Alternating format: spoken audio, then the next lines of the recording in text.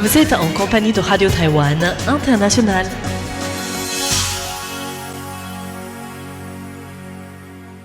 Bonjour et bienvenue en compagnie du service français de Radio Taïwan International en ce dimanche 12 juillet. Veuillez suivre avec nous l'émission On en parle à Taïwan.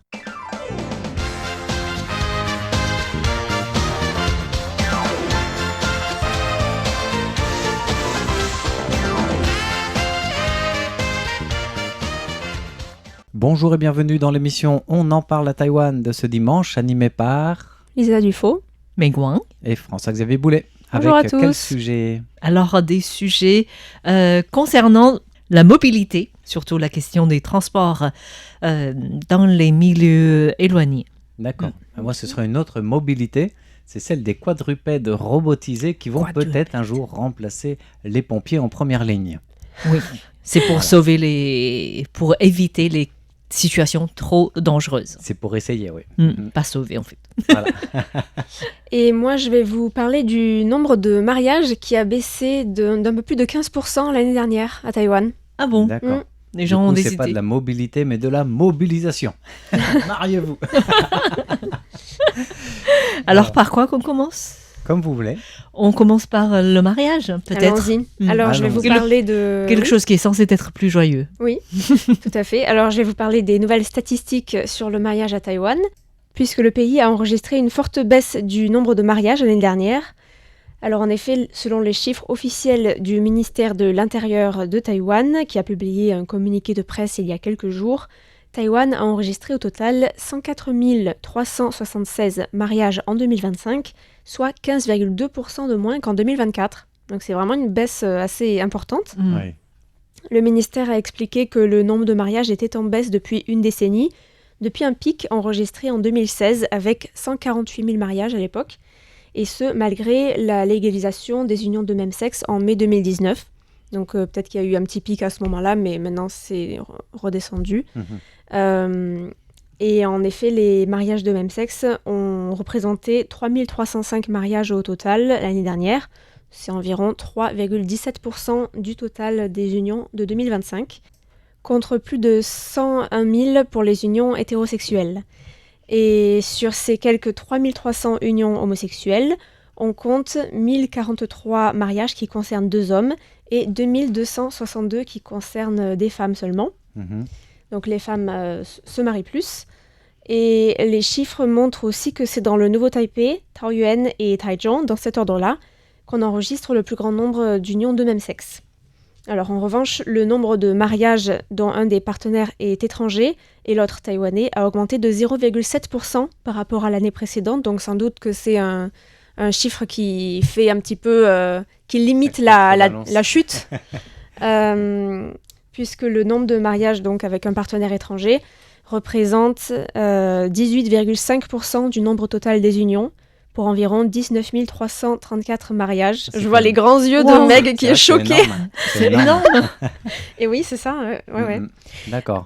Contre 85 042 mariages de 2 citoyens taïwanais. Ouais.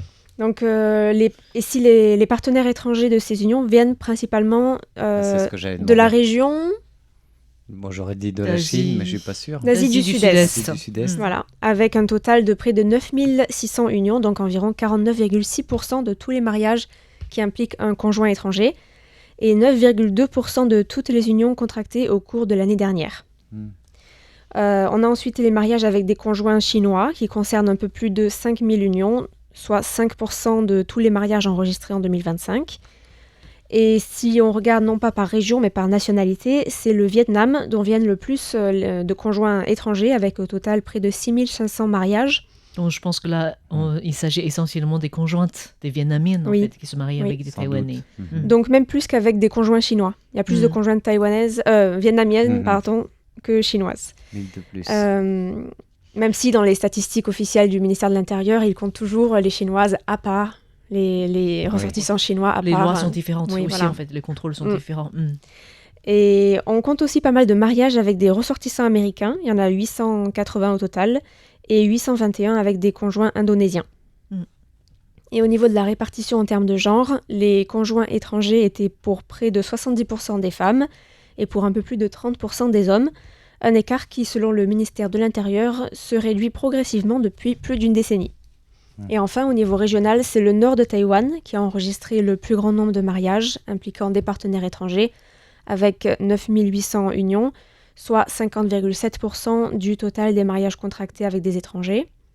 On a ensuite le sud de Taïwan avec 23,7%, puis le centre avec 23,3%, et enfin l'est de Taïwan a enregistré 296 mariages avec des étrangers et 155 dans les îles Kinmen et Matsu.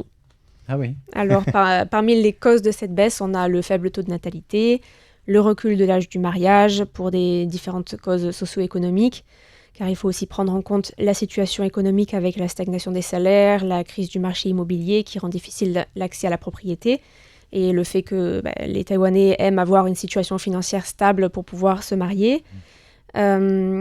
L'âge moyen du premier mariage à Taïwan continue lui aussi de reculer. Il est de 33,1 ans pour les hommes et de 31,1 ans pour les femmes. Et de même que l'âge moyen des femmes qui accouchent de leur premier enfant, qui est désormais de 31,7 ans. Et là aussi, on peut évoquer les changements de mœurs et de société par rapport aux précédentes générations, avec les changements sociaux et les niveaux d'éducation plus élevés, le concept même du mariage qui a évolué, et sans compter aussi les discriminations basées sur le genre, en particulier dans le monde du travail, qui peuvent pousser certaines femmes à vouloir se concentrer sur leur carrière dans un premier temps pour s'assurer une place qui leur permettra de revenir à leur emploi précédent, ou au moins de revenir sur le marché du travail sans trop de handicap. Donc voilà, tout ça fait que on a cette tendance actuellement à Taïwan. D'accord. C'est pour ça le gouvernement prend la politique démographique vraiment au sérieux, en fait, comme une question de sécurité nationale, que ce soit pour la natalité, aussi pour le mariage, en fait. Les deux sont combinés ensemble pour encourager les jeunes à vouloir avoir une famille et par la suite avoir des enfants, puisque pour la société taïwanaise, la plupart du temps, les enfants doivent être issus d'un mariage, en fait. Et toujours par rapport au problème ou à la question démographique à Taïwan, récemment, il y a eu une actualité que Lisa avait traitée. C'était à propos de la ville de Taipei qui avait interdit l'Uber à proposer le service scooter.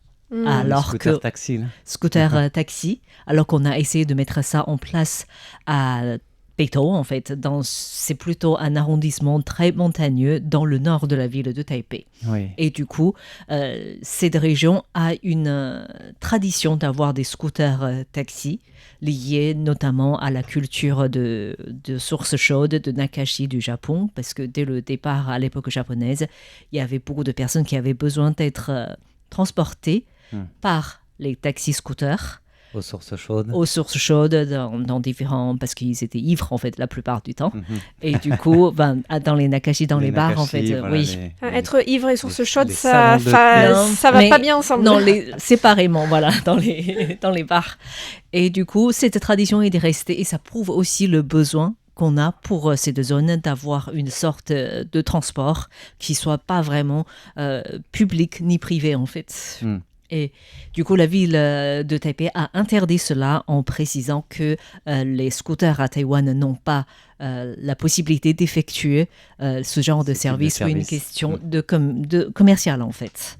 Et du coup, au risque de concurrence. D'accord. Mais du coup, récemment, il y a un professeur de l'université Fengjia, en fait, dans le centre de Taïwan. Il est professeur du département de l'innovation sociale et de durabilité, qui a écrit un grand article à propos de ce sujet. Il a précisé que ce qui est arrivé à Beitou, c'est une question plutôt commerciale qui peut être gérée, parce que c'est quand même en ville, et que ce genre de service taxi-scooter a pu exister parce qu'il y avait la demande et il y a aussi les ressources financières pour le faire.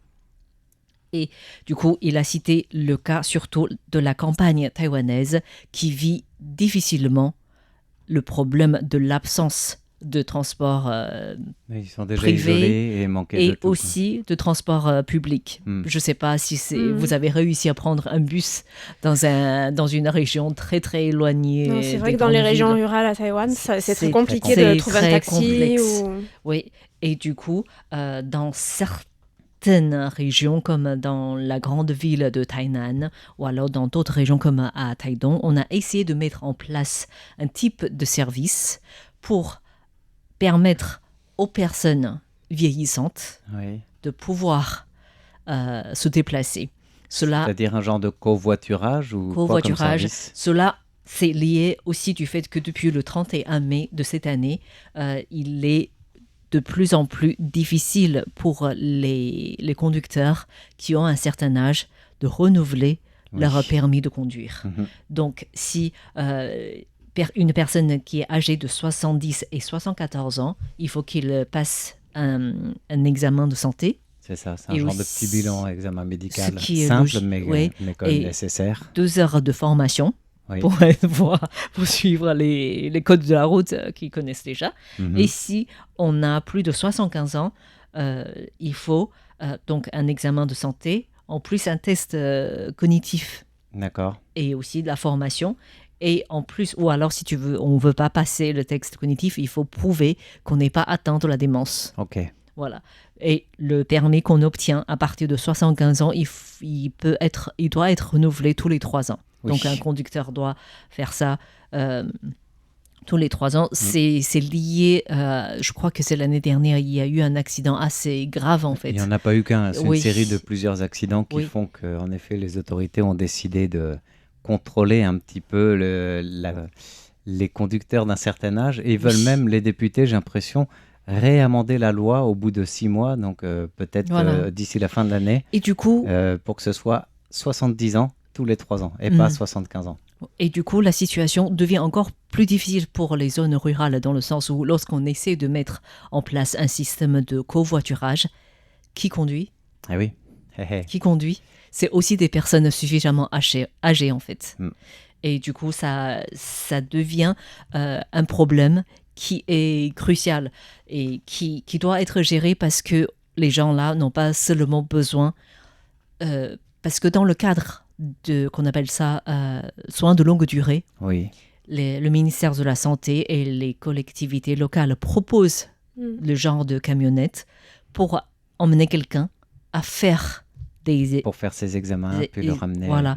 Mais c'est uniquement dans le cadre médical. Oui. Mais dans la vie quotidienne, Et il n'y a pas assez par rapport à la demande. on a besoin de se déplacer pour une raison X ou Y en fait. On ne peut pas sortir de chez soi uniquement pour cause médicale. Mais sinon, il y a ce genre de service aussi pour les personnes en situation de handicap, des sortes de taxis. Oui. C'est vrai Là, aussi. c'est pas forcément pour des raisons médicales, ça peut être juste pour une sortie culturelle ou n'importe quoi, mais il faut réserver à l'avance. Oui. Et pour des personnes qui ne sont pas dans la situation de handicap, du coup, elles peuvent pas vraiment solliciter d'aide. Et c'est sur cette question que le professeur a souhaité attirer l'attention, parce que le gouvernement, en fait, a mis en place un système pour toutes les personnes de plus de 70 ans. S'ils veulent redonner volontairement leur permis de conduire, ils peuvent profiter d'une sorte de subvention pour les transports publics. Oui. Mais s'il n'y a pas de transport public, qu'est-ce qu'on fait? Voilà, c'est bien ça le problème en fait. Si le bus ne passe plus, ou si l'arrêt de bus est trop loin. Bah, c'est ça. Oui, et c'est comme ça que la ville de Tainan avait essayé de mettre en place un système qui envoie des taxis qui s'arrêtent dans les lieux pas trop loin des arrêts de bus, et les gens peuvent réserver en avance et les taxis passent. D'accord. Et ça, c'était une des solutions proposées. Mais le problème, c'est que ce service ne pourrait plus fonctionner comme on l'aurait souhaité à cause du vieillissement du conducteur. Du coup, il faudrait recruter des conducteurs spéciaux pour ce genre de service, ce qui n'est pas rentable pour les municipalités ou les quartiers. Mais c'est peut-être un service justement public à travailler. Oui. Moi, je vois dans mon village natal, alors on n'est pas à Taïwan, on est en France, la mairie a mis ça comme à disposition. Il y a un employé municipal qui conduit une navette gratuite pour tous ceux, parce que c'est un village assez isolé en fait, pour tous ceux qui ont des rendez-vous médicaux, des rendez-vous même chez l'ophtalmo ou alors chez un coiffeur ou pour faire des courses tout simplement, dans la ville un peu plus développée à 15 km plus loin, une fois par semaine. Donc ils savent qu'ils peuvent prendre le rendez-vous par exemple tous les vendredis et qu'il y aura la navette qui peut amener et ramener. Il suffit juste de s'inscrire Et c'est pas mal comme service. Alors c'est sûr que ça répond pas à tous les problèmes, mais c'est déjà mieux que rien quand t'as pas Oui, d'autres c'est au moins. transports, quoi. C'est pour ça ce prof a souhaité insister sur le fait que si pour le scooter à Beitou, c'est une question commerciale, pour les autres régions plus éloignées de Taïwan, c'est une question d'aide sociale en fait. C'est Le ça. service social qui doit être mis en place. En fait. Public, Tout à fait. qui doit être mis en place pour toutes les personnes qui ont besoin de se déplacer en campagne.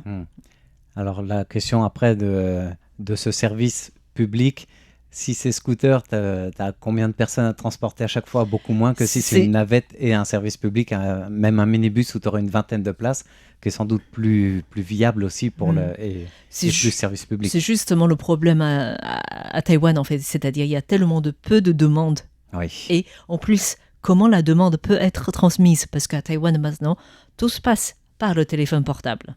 Même pour réserver une voiture de soins de longue durée, des fois il faut passer par des applications et c'est difficile pour les personnes âgées qui ont qu'un seul téléphone fixe. Et en fait. Quand tu n'as pas l'application et le téléphone, ce qui est le cas de ma belle-mère, quand elle a besoin pour mon beau-père, elle téléphonait pour avoir... elle téléphonait quand même 3 semaines avant le rendez-vous. Pour avoir un genre de taxi qui puisse venir le chercher parce qu'elle était en fauteuil roulant, elle était toute seule, elle ne pouvait pas le transporter. Et souvent, on répondait désolé, on n'a personne à vous proposer parce que c'est déjà archi plein, quoi. Voilà. Et elle n'est pas en zone isolée. Oui. Et du coup, ce professeur a travaillé avec le comté de Taidong. On sait que Taidong, c'est dans le sud-est de Taïwan, c'est un comté très très long en fait, géographiquement parlant. Très étendu, oui. Oui, donc ils ont essayé de mettre en place un système qui s'appelle TTGO. Donc ça veut dire Taïwan Taxi ou Taidong Taxi Go, en fait, je suppose. Et ça existe depuis moins de 3 ans. Et du coup, ça regroupe tous les services. C'est un système expérimental qu'il appelle. Donc ça regroupe le besoin de transport, de médecine, de nourriture et de connexion communautaire, en fait. D'accord. Et du coup, ça permet, en 3 ans, ils ont assuré 30 000 services. Donc les gens qui ont besoin peuvent réserver en avance à travers une plateforme ou alors à travers une ligne téléphonique pour pouvoir avoir un taxi dont ils ne payent que la moitié des frais de transport et le gouvernement de Taidong paye l'autre moitié.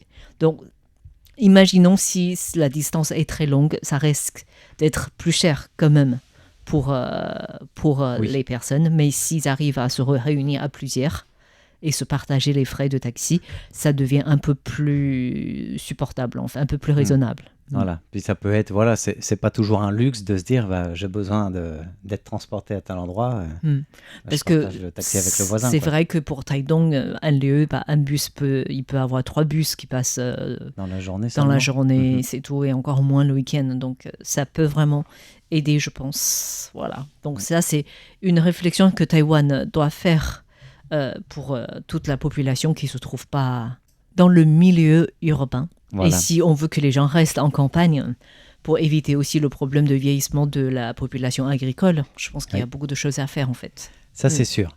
En tout cas, c'est intéressant de voir que cette question du taxi Uber ou taxi scooter ou pas d'ailleurs, peut se déplacer de la question du modèle commercial à vraiment une question de service public social, en fonction des régions. En espérant qu'un jour on trouvera une solution en considérant Taïwan est quand même petit en termes de territoire.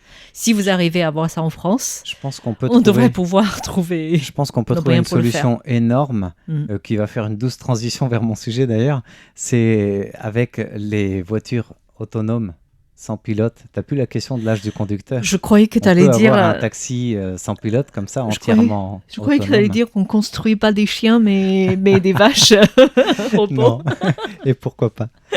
Non, mais ça, à mon avis, cette question de chauffeur et de vieillissement de population avec les voitures qui vont être totalement autonomes et sans chauffeur, ça devrait être ça va se résoudre peut-être dans les années ou je sais pas, parce dans les générations qui viennent. Parce que vu les différents types de passagers à transporter, il faut pouvoir gérer quand même, vu les circonstances différentes de chacun en fait. C'est pas faux.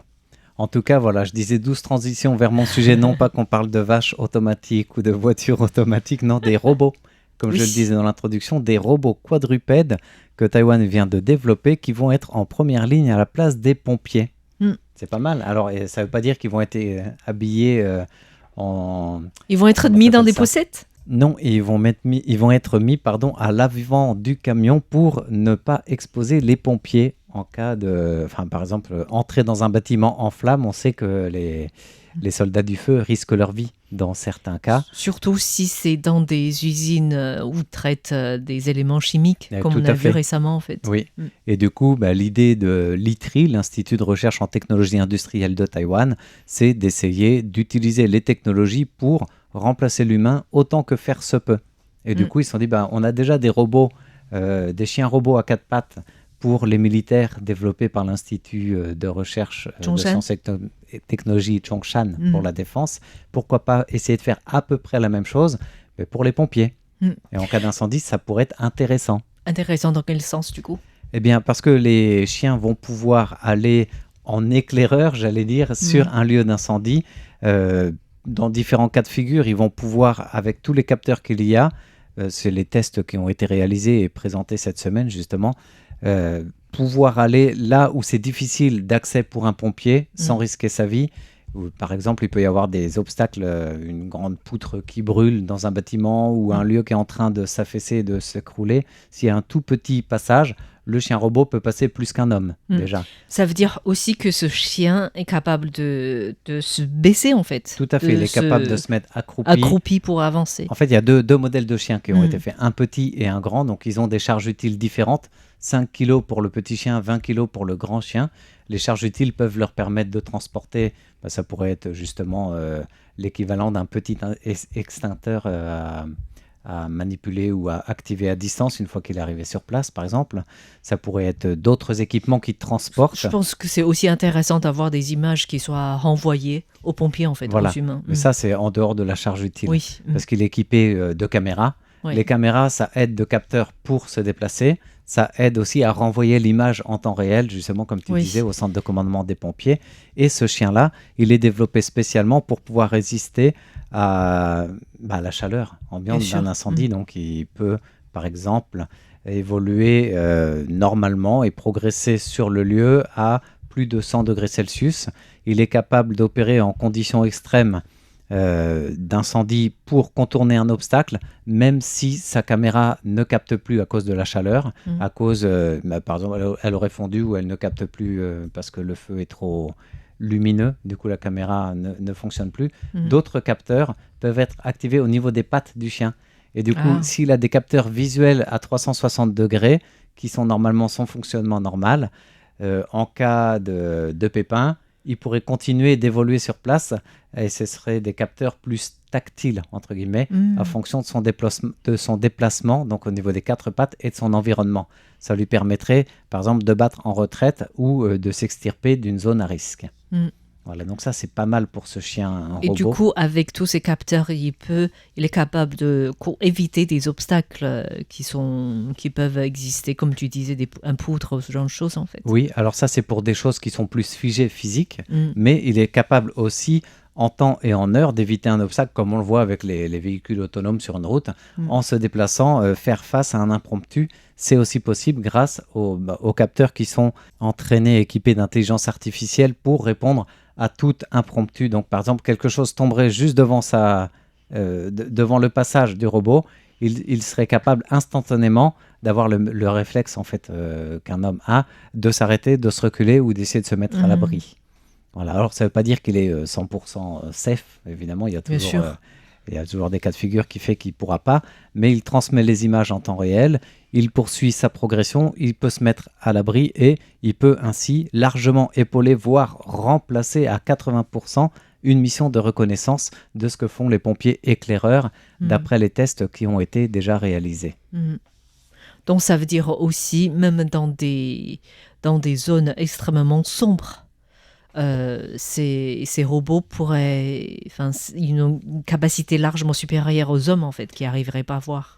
Voilà. je suppose. Déjà, surtout qu'il peut accéder encore une fois à des endroits, à des zones très très difficiles d'accès. Il peut aussi localiser le foyer de l'incendie, parce que normalement, tu as besoin de plusieurs pompiers pour le faire. Là, un seul robot serait capable de le faire.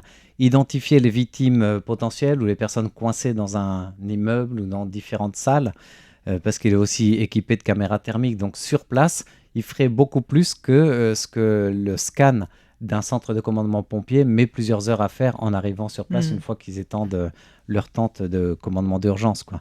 Il peut aussi mesurer les risques, comme on disait. Et il a une option intéressante aussi, c'est que les obstacles qu'il contourne, il les garde en mémoire et il peut cartographier son passage en même temps, tout l'itinéraire qu'il fait.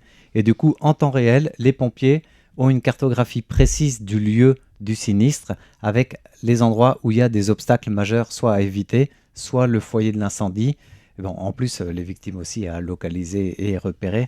Donc, ça peut permettre aux pompiers, non pas d'avancer à l'aveugle, mais presque, quoi. Sachant que ce robot, si lui doit avancer à l'aveugle, ses capteurs lui permettent de faire le travail qu'un pompier ne pourrait pas faire seul. Et du coup, je me souviens plus les fonctions des chiens militaires, en fait.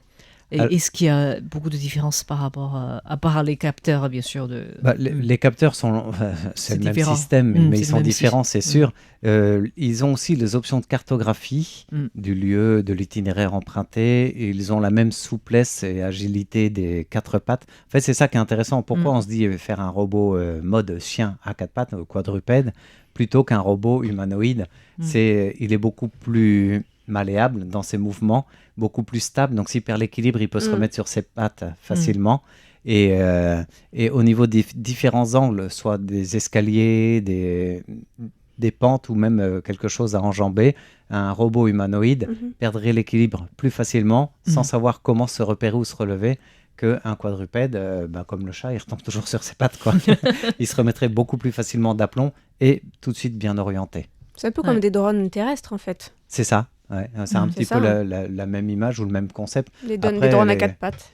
C'est presque les mêmes technologies développées en effet, mais au-delà de ce robot lui-même, ce qui est important pour l'ITRI, qui est encouragé par le ministère de l'économie, donc le gouvernement derrière, c'est que ça répond à un objectif plus large, celui de créer, on parle tout le temps de la résilience, de la chaîne d'approvisionnement démocratique de Taïwan, mais il y a l'idée de ça, d'avoir une industrie 100% taïwanaise et 100% robotique qui soit indépendante dans tous les composants.